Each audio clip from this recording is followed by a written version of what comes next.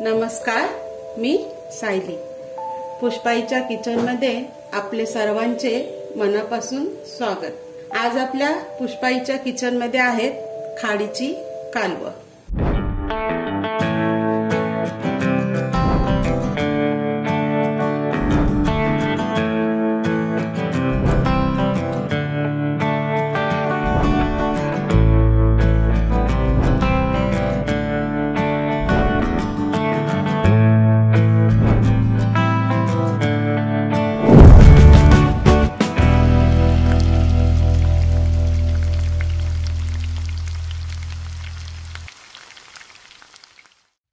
सर्वात प्रथम आपण ग्रेव्हीवाले कालवं बनवते. ही कालवं घेतलेली आहेत मी साधारण 300 ग्रॅम. स्वच्छ धुवून साफ करून 2 पाण्यात धुवून घेतलेली आहेत. त्यानंतर त्यासाठी लागणारं फोडणीचं साहित्य: कांदा, टोमॅटो, मिरची, लसूण आणि वरून टाकण्यासाठी कोथिंबीर. फोडणीसाठी आपण थोडंसं आलं लसूण पेस्ट पण घेतलेली आहे. त्यानंतर वाटणासाठी घेतलेलं आहे भाजलेलं सुकं खोबरं, कोथिंबीर, दालचिनी, काळी मिरी आणि लवंग.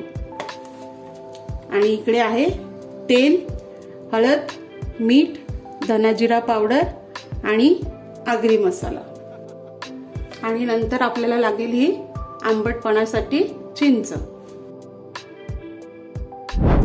आता घरगुती पद्धतीने आपण कालवं कशी बनवणार त्याचं साहित्य सांगते. जवळजवळ तेवढंच असते, फक्त आपण यामध्ये काळी मिरी पावडर जास्त घालणार, कांदा नाही घालणार, टोमॅटो नाही घालणार, फक्त लसूण घालणार फोडणीला. हे मी कालवं घेतलेली आहेत, साधारण पाव किलो आहेत. त्यानंतर फोडणीसाठी लसूण, मिरची आणि कोथिंबीर. वाटण आपलं तेच आहे: भाजलेलं सुकं खोबरं, कोथिंबीर, दालचिनी, काळी मिरी आणि लवंग.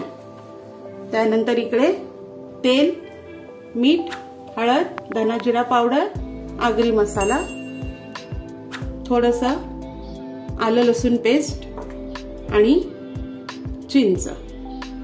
साहित्य आपण पाहिलेलं आहे, पण कालवं मसाला बनवायच्या आधी आपण कालवं साफ कशी करतात ते सर्वात आधी पाहून घेऊया.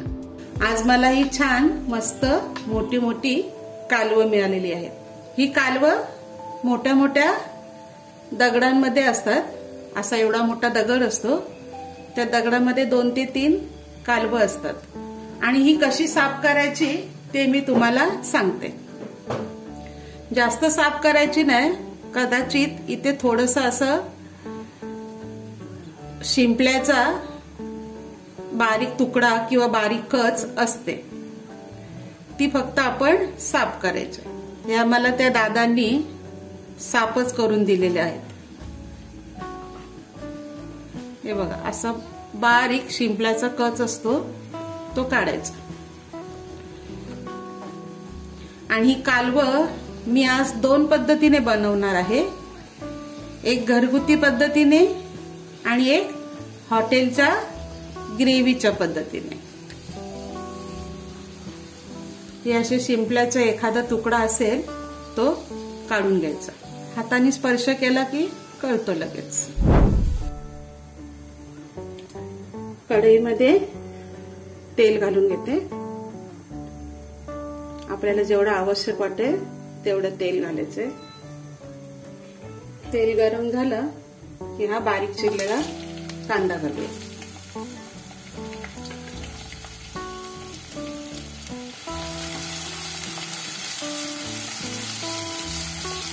कांदा चांगला परतून घेऊया. कांदा परततोय तोपर्यंत मी वाटण वाटून घेते. आता घालूया आलं लसूण पेस्ट आणि लसूण आणि मिरची ठेचलेली आणि थोडीशी कोथिंबीर.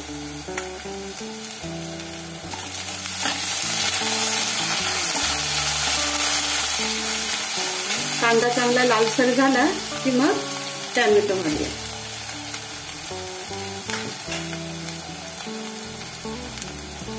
कांदा लाल झालेला आहे. टॅमॅटो घालून चांगला शिजवून घेऊया.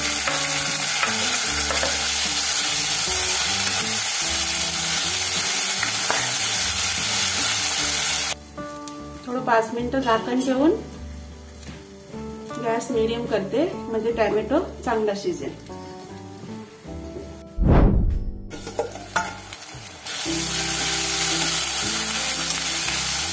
टॅमॅटो पण छान झालेला आहे. आता बाकीचे आपण मसाले घालूया. हळद, मीठ आणि आगरी मसाला 2 ते 3 चमचे. त्याच्यानंतर 1 चमचा धना जिरा पावडर. चांगलं मिक्स करून घेऊया आणि लगेच याच्यात कालवं घालायचं.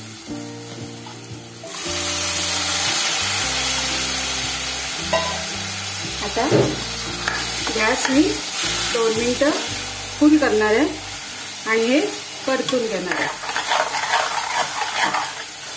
कालवं शिजायला आपल्याला जास्त वेळ नाही लागणार, 15 ते 20 मिनिटं.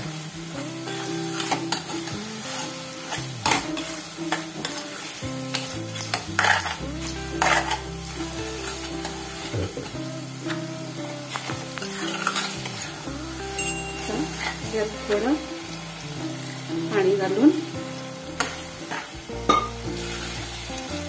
मीडियम गॅसवर 15 मिनिटं शिजवत ठेवूया. आणि ताटावर पण पाणी घालायचं आणि मध्ये मध्ये चेक करत राहायचं. तोपर्यंत आपण दुसऱ्या कालव्यांना फोडणी देऊया. ही कालवं आपल्याला तव्यात करायचं. तेल घातलं, लसूण आणि मिरची ठेचलेली, थोडंसं आलं लसूण पेस्ट. यात आपण मिरची जास्त घातलेली आहे म्हणून आगरी मसाला फक्त अर्धा चमचा घालायचा आहे. लसूण थोडं लागला, थोडं लालसर झाला का गॅस मिडियम करून सगळे मसाले घालूया. अर्धा चमचा आगरी मसाला, 1 चमचा धना जिरा पावडर, हळद, मीठ आणि ही काजू.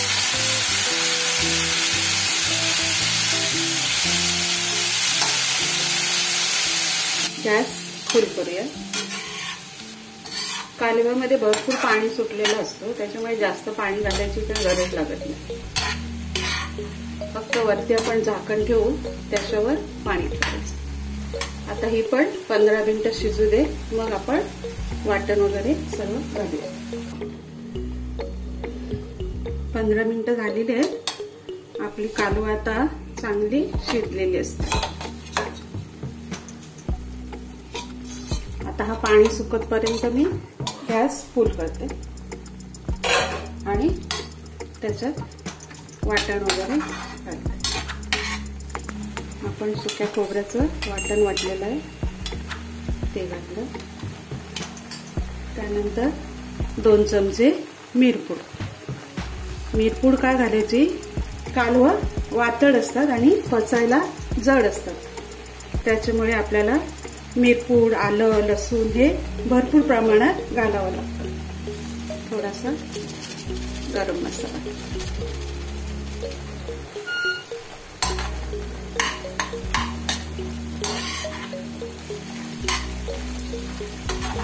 आणि कालवणमध्ये कॅल्शियम पण खूप असतं, आपल्या शरीरासाठी खूप चांगलं असतं. ताकद येते शरीरात. आजारी माणसांनी तर अशा प्रकारे आजारातनं उठल्यानंतर ही कालवं भेटली तर खायलाच पाहिजे.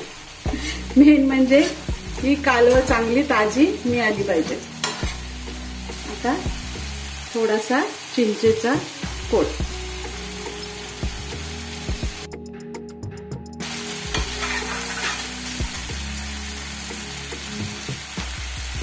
आपली तव्यातली घरगुती कालवं तयार आहे। तुम्हाला ही रेसिपी पाहून तोंडाला पाणी सुटलं असेल आणि आपली रेसिपी आवडली असेल तर आपल्या रेसिपीला नक्की लाईक करा, शेअर करा, कमेंट करा आणि आपल्या चॅनलला सबस्क्राईब करायला विसरू नका। आपण आता ग्रेव्हीची कालवं कशी बनलेली आहेत ते पाहूया। दोन्ही कालवांचा घमघमाट जरा सुटलेला आहे आणि एकदम मिक्स झालेला आहे। आता यात घालूया आपण चिंचेचा कोळ 3 ते 4 चमचे।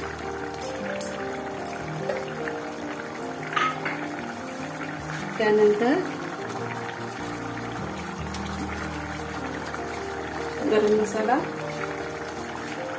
आणि आपलं सुक्या खोबऱ्याचं वाटण।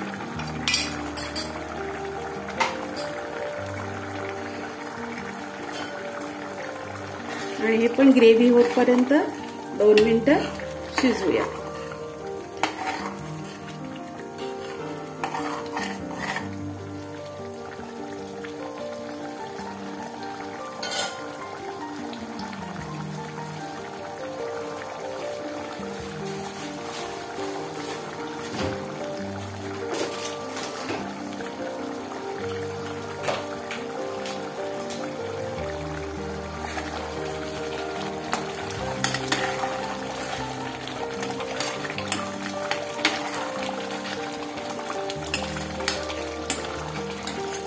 आपली ग्रेव्ही पण भाताबरोबर खायला तयार आहे।